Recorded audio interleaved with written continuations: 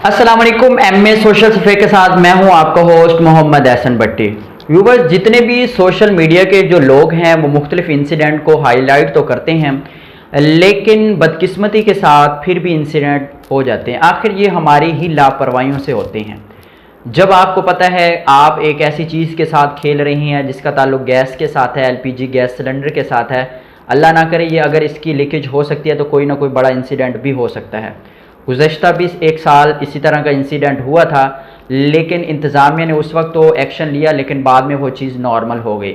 ऐसा ही होता है, कोई भी इंसिडेंट होता है हम उस वक्त तो एक्शन ले लेते हैं, उस वक्त बहुत ज़्यादा स्ट्रगल भी करते हैं, चेंजिंग लेके आते हैं, लेकिन वक्त के साथ साथ फिर वैसी रूटीन सारा कुछ वो चलने लग जाता है।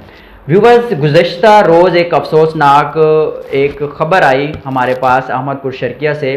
कुछ तालबात थी जिनकी तादाद 19 बताई जा रही हैं। अहमदपुर शर्किया में पेपर देने के बाद वो वापस अपने घरों में जा रही थी। उन्हें क्या खबर थी कि हम हादसे का शिकार हो जाएंगी।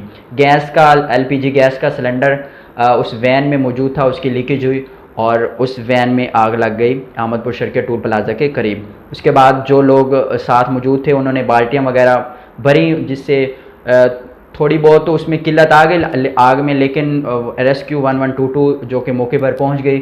जितनी भी ज़ख्मी तकरीबन 11 बताई जा रही थी वो उनको हॉस्पिटल मुंतकिल किया गया। एक फ़ीमेल की, एक तलबा की डेथ हो गई थी वहीं, और एक फ़ीमेल की जो कि आज हमारे पास जो इतलात आई हैं, एक फ़ीमेल आज बर्न यूनिट मुल्तान में उनकी डेथ हो गई है। दुआ करते हैं अल्लाह पाक जो भी इस दुनिया से चली गई हैं तालबात हमारी बहनें, उनकी बख्शिश फरमाए, और जितनी भी ज़ख्मी अल्लाह पाक उनको जल्द अज जल्द से सेहतियाबी अता फरमाए और लवाहिकीन को सब्र जमील अता फरमाए। गलती हमारी है।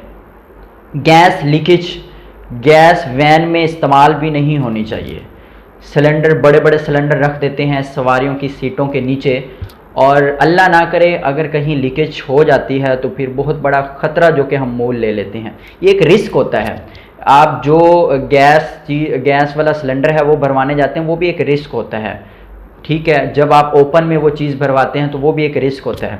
हम खुद रिस्क की तरफ जाते हैं, रिस्क लेना चाहते हैं, जो कि हमें फिर नुकसान उठाना पड़ता है।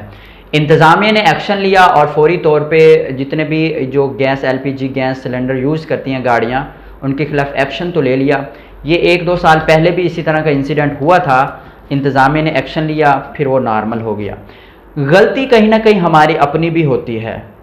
अगर हम एक ऐसी वैन में सवार हो रही हैं जो कि एलपीजी गैस सिलेंडर यूज़ कर रहे हैं, आप सवार ही ना हों। और इंतज़ामिया को भी चाहिए कि उन जो एलपीजी गैस पे गाड़ियाँ चलती हैं उनको चाहिए वो पेट्रोल पे चलें और मुकम्मल तौर पे एहतियात के साथ चलें। पहली बात यह है कि जितनी भी जो गाड़ियाँ होती हैं वो बहुत पुराना मॉडल हो चुका होता है और जंग लग चुका होता है, हर चीज़ पुरानी, गैस सिलेंडर पुराने हो चुके होते हैं। हम इसको तैयार नहीं करवाते, मरम्मत नहीं करवाते, इसकी सर्विस नहीं करवाते, ये हमारी अपनी भी खामियां है।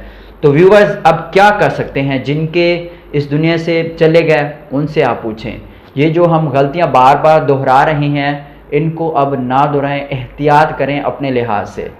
नहीं पता कि कहीं भी कोई इंसिडेंट हो सकता है, लेकिन अपने तौर पर आप ज़रूर एहतियात करें, दूसरों का भी ख्याल रखें।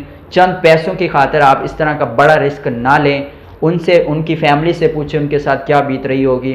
18-19 साल की हमारी बहनें इस दुनिया से चली गई, कुछ ज़ख्मी हैं, तो बस हम उन लवाहिकीन के गम में बराबर के शरीक हैं और दुआ करते हैं कि इसी तरह का और इंसिडेंट ना हो।